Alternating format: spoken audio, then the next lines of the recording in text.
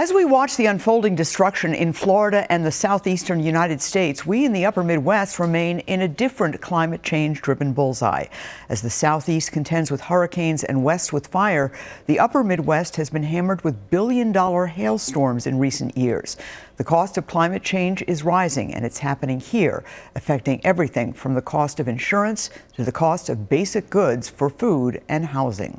Welcome to Talking Points. I'm Esme Murphy. If there's any relief you feel being removed from the hurricanes to the south and the fires to the west, consider this. These disasters are pushing up costs here as insurance companies buy costlier reinsurance policies to protect themselves and supply chains buckle under severe conditions. Added to that are Minnesota's own increasing natural disasters. Hailstorms. In 2003, Minnesota had an average of 237 hailstorms per year. In 2023, that number was 363. The 2022 Minnesota hailstorms together caused $2 billion in damage. And one hailstorm in August of 2023 here caused $1.1 billion of damage. Between 2018 through the end of 2023, Minnesota home insurance prices have increased 39%, nearly as much as the 43% increase Florida registered over the same period. Tonight, you will hear our experts lay out an analysis of the factors driving costs here. It's not an optimistic picture. Let's start with meteorologist Adam Del Rosso on the rising frequency and intensity of weather events. Well, joining us to try and sort a lot of these things out is Adam Del Rosso, WCCO meteorologist. Thank you, Adam, of course, for offering up your help here. I guess the question that most people really want to know is why so bad in North Carolina? I mean, and eastern Tennessee, the images are just devastating. Right. There's several factors. I mean, one, we had widespread rain before the storm even got to the Carolinas that was extending along the East Coast. So that kind of got the ground saturated and led to like the preface of the actual storm. Now, Helene, there were two things. It was large. Right. It was also carrying a lot of moisture. Right. It was powerful. And whenever it made landfall, it was moving fast. So all of those elements, all of the water, all of the wind energy was able to make it pretty far inland before eventually weakening. But even as it weakened, that word is always a tricky one to use when it comes to tropical storms, because it lost the wind energy, but it still had all of that moisture, and it kind of just sat in the Tennessee Valley for a while as well.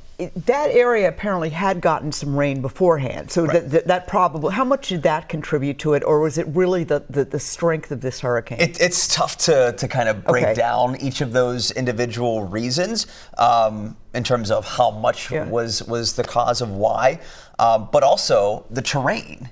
Whenever you have the wind being forced up the mountains like you do in western North Carolina, eastern Tennessee, that enhances the precipitation. It means more rainfall, and it also could mean more intense rainfall. And so that wrings out the storm even more, and then all of that rain comes down through the valleys and washed entire towns away. You know, thank goodness we don't have hurricanes, but we certainly get hailstorms, we certainly get snowstorms, haven't gotten one in a little while. But I think people are just wondering, why are we seeing more intense storms? Is it because of climate change? Yeah, I mean, that's a simple answer. We're seeing the climate change. We're seeing the oceans warm even more. These storms need that warm water. It's fuel for them. And so these storms are able to be stronger. They're able to be larger. This year in particular, we've had record sea surface temperature levels. Right. And so that is allowing for these storms to just be more intense. And of course, Helene is what we're talking about now, but Milton's already on the map, and that's going to create issues for Florida. Right. And the Gulf, in terms of the Gulf temperature, I was down there just before Helene struck, and the temperature was 88 degrees in the middle of late September, which, you know, locals were saying this is too much. And that's playing into the rapid intensification as well. These storms, I remember whenever one of the first instances of rapid intensification was, and that was with Katrina. And we know how devastating that was. Helene already being compared to Katrina in some ways. Now it seems like every storm is able to rapidly intensify, and Milton's going to do the same thing. One of the things I've heard and read about is that they're considering reclassifying hurricanes and changing the way they warn people about hurricanes. What is going on there? It's a very complex issue, right? Because these storms have various elements that can be dangerous and deadly. Everyone thinks, okay, wind, because that's what the Saffir-Simpson scale was created on, based on and the Saffir-Simpson scale is what? Is based on the wind intensity of the storm. Oh, so if it's a hurricane, it's 1, 2, 3, or 4? 1, 2, 3, 4, 5. Oh, 5. Okay, it's on that scale. Tropical storm, right? And that's just based on the strongest winds around the eye wall.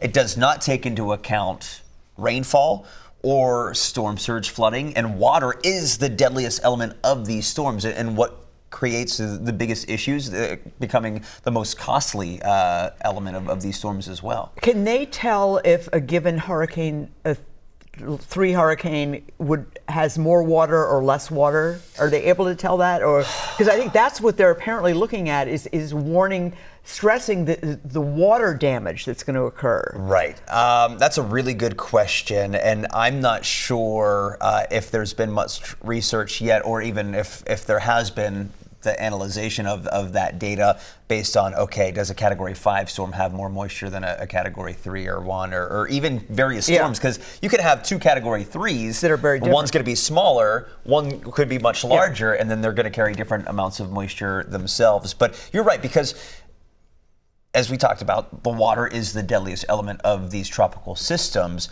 but the Saffir-Simpson scale does not take those into account. And so there are some forecasting agencies that are trying to change how they communicate these storms, even with using the word weakening, because you think, okay, storm's weakening, I'm in the clear, good to go. No, it's weakening in terms of wind intensity, but it's still carrying a lot of moisture and can still be deadly. Are we going to be seeing more storm events? I think I know the answer. More extreme storm events or more extreme fire events in the coming years because of climate change? Yes. And it almost sounds counterintuitive, but just look at what we've seen here. We had a really wet summer, and now we're going into a really dry fall. And from one extreme to another in a matter of months. And imagine that on a global scale. And that's what climate change is doing for us. Wow. All right. Adam Del Rosso, thank you so much for filling us in and educating us. It's scary stuff. It really is. It is. And there's so many more avenues that we could talk about this issue. Insurance and how that's changing because of the cost of these storms. We're going to be getting into that in the show. But with these storms, it's just it's unbelievable. And you sort of wonder how long people will continue to live in that part of Florida, which seems to have gotten hit at least 3 times, probably another 4th time coming up. And that's not even taking into account sea level rise, in addition to these storms and what they're doing. Yeah. Thank you so much. You're welcome. Joining us right now is Professor Andrew Whitman. He's a professor of the Carlson School. He specializes in finance, corporate risk management. He's also been teaching insurance for years. Thank you so much for joining us. It's a pleasure. Thank you. All right. What is happening to insurance around the country because of these storms in Florida? Well, insurance is not available in places like Florida. Places where it is available, premiums are going up, and there is less coverage. And what people don't understand is it's also affecting banks, and banks are at financial risk. Insurance companies are at financial risk. And it's causing a lack of financing after the storm to rebuild, as well as the lack of insurance. Are we feeling the impact here in Minnesota? We certainly are. Minnesota has a big problem of windstorm and especially hail. And hail has caused so much damage in Minnesota that we have increasing deductibles, increasing rates. And I tell people that their autos are the only item that is covered for flood and for hail. And if there's a prediction of hail damage, put your car in the garage. And if you can't afford the premiums, have an old car. Okay. Let me ask you, is there an impact of the storms, increasing storms intensity in Florida? Does that impact prices here for things like insurance? Not directly. Not directly. Indirectly? Indirectly, it certainly can, because insurance companies buy what they call reinsurance, which distributes losses worldwide. And Florida is a unique disaster when it comes to insurance. And I don't think the Florida is going to affect most people, because insurance companies are not selling the insurance in Florida anymore. Well, there are some places that are selling it, but it's the prices have just skyrocketed. It's to the point of they're not affordable. Well, Florida has some companies, and it's unaffordable. Florida created their own state insurance company, and that is in financial difficulty. So it's not the Florida and flood things are not going to affect people in Minnesota.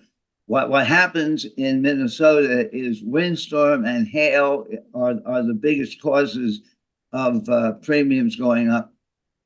In terms of looking at the future, obviously these storms are happening more frequently. And I know you're not a meteorologist, but the meteorologists we've talked to say this is going to happen more and more frequently, more extreme storms.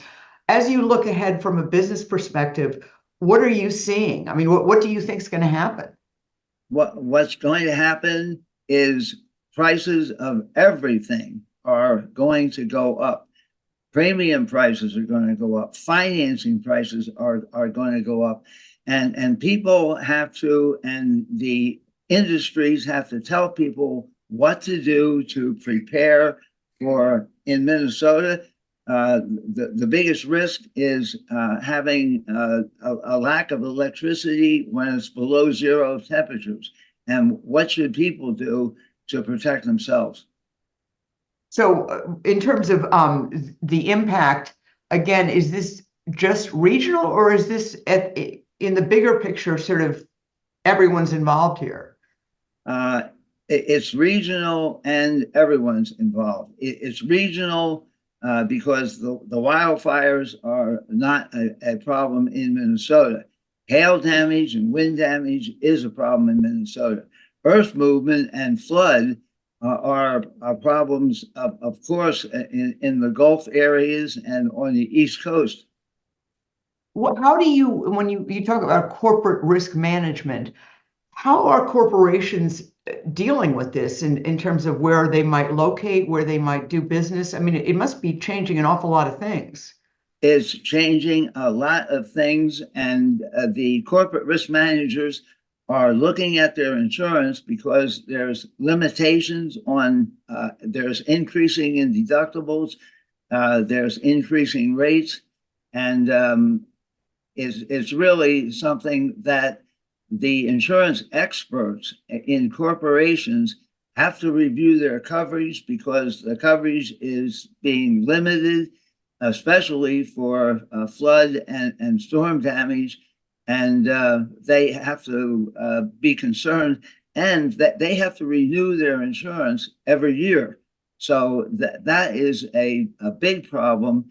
And we have what we call a hard market, which means that premiums are going up. We used to have a cycle in the industry where we have a soft market when premiums would be down, and then a hard market when premiums are going up. I told the class that I think that cycle is just going to continue in a hard market because of the increasing frequency and intensity of all of this damage. So you just see prices in terms of insurance premiums continuing to go up with no end in sight? Absolutely, yes. That's a tough news for everybody, including people here in Minnesota, because of those hailstorms. That is true, and the insurance commissioners have recognized that. They put out some things that people can do to protect themselves, but I think that the cost of insurance and the cost of financing from banks is going to go up, and it is regional. It is regional in terms of the types of loss. Okay. Well, listen, Professor, thank you so much. That was great. I really appreciate your insights. You're certainly welcome. Well, joining us right now is Professor Jason Pattit. He is with the Opus College of Business with the University of St. Thomas.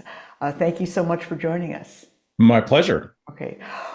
Your perspective, what is the bigger picture in terms of economics, in terms of business, and in the end, the cost to all of us of these huge natural disasters that are occurring more frequently? It's very surprising when you look into the impact, how far-reaching it is, and the kind of number of industries that are touched by these types of natural disasters. It's very surprising. Minnesota, obviously, it's important for us, agriculture, and that seems obvious. But an industry that's just as impacted by this is the medical device industry, which is one that's huge here in Minnesota. And you think, okay, how is it that these disasters outside of our state are impacting us? Well, we have many of the headquarters for these large multinational medical device companies. They have manufacturing facilities all over the world. And when they're impacted by these major events, it really hits their supply chains hard. And it has an impact, obviously, on the companies, but then on the patients who are relying on devices and other peripherals that come from these companies. So it's really quite amazing to see what the kind of spillover is from these events. In terms of the agricultural impact, were you talking about both here in Minnesota when we get these kinds of hailstorms and events, and also just nationally how crops are being wiped out, and that affects obviously the supply chain of food for all of us, and I suppose eventually the cost as well? Exactly. There's certainly the local impact of when we have those types of events happening right here in Minnesota, that it certainly impacts our crops, the companies that are located locally, their ability then to utilize their supply chain to supply purveyors throughout the country, whether it's grocery stores or some of the big restaurant suppliers. But then when we think about the impact of events like the current hurricanes and how that has an impact on our restaurant business here in the Twin Cities. We have outstanding restaurant business, and we rely on a lot of ingredients that would come from outside of Minnesota in those businesses. And they really do have to be thinking about how those changes, especially if they're ones that aren't temporary, that are potentially permanent changes, impact their menus and where they're sourcing from. Where do you see this going in terms of these kinds of impacts with these storms happening more in greater severity, but also more frequently? What's really interesting is I think we might think of accounting and actuarial sciences as being kind of boring, but this is a really huge area in companies. And it might go under the name of risk management to make it sound a little bit more attractive. But to be honest, this is a huge field right now, is utilizing accounting and actuarial techniques to really help companies to understand the risks that they're dealing with. Essentially, if they don't know what their risks are, they're not going to be able to develop strategies around adapting to these changes and hopefully building some resiliency into especially supply chains, but into other parts of their operations as well. How about something like insurance and businesses' investments in insurance and the costs ultimately borne by consumers? That just seems like it's going through the stratosphere. Right. I actually read a little bit earlier some information from state of Minnesota just talking about the increase in premiums for home insurance in about the last 3 decades. And it's somewhere on the order of about 300 to 350% increase in premiums. So this certainly is working its way through the system. And obviously, if homeowners are feeling the impact of this, businesses will as well, with the premiums on their insurance, that they will feel similar types of impact. You know, it just seems like this is just going to keep getting worse and accelerating. Things are going to be more and more expensive, more disasters. I mean, do you see an endpoint, or is there any way to cope with this? I know that there are efforts being made in some areas more than others to mitigate the effects of man-made climate change, but it just seems like it's out of control. Right. So the science on this is not always the most positive. I know I cringe sometimes when I read latest reports from IPCC. But the business responsibility here is one where I think we're moving past just kind of complying with regulation and really trying to look for solutions, and trying to do a better job of reporting so that businesses know what their impact is. Because if you don't know what your baseline is, you can't really begin to draw down from that. And then looking for, at least in the short term, kind of easy hits that then maybe as new technologies are developed to help with mitigating some of the like carbon capture and other technologies that might have some promise in the future, at least we can kind of control things until some of that promise starts to pay off. It's tough to be positive, though, on a daily basis. I'll be honest about that. You know, teaching this to students, you have to be somewhat realistic about it. There are next set of business leaders going out into the world, and they need to have a very realistic picture of what they're walking into. All right, well, Professor, thank you so much. We really appreciate your insights. My pleasure. Thank you, Esme. And that does it for this edition of Talking Points. As always, feel free to email me with comments and suggestions at esme@cbs.com. The show streams on our free streaming service, CBS News Minnesota, every Tuesday and Wednesday night at 6:30 and 9:30 p.m. On Fridays, it posts to YouTube for on-demand viewing. Thanks so much for watching. I'm Esme Murphy, WCCO News.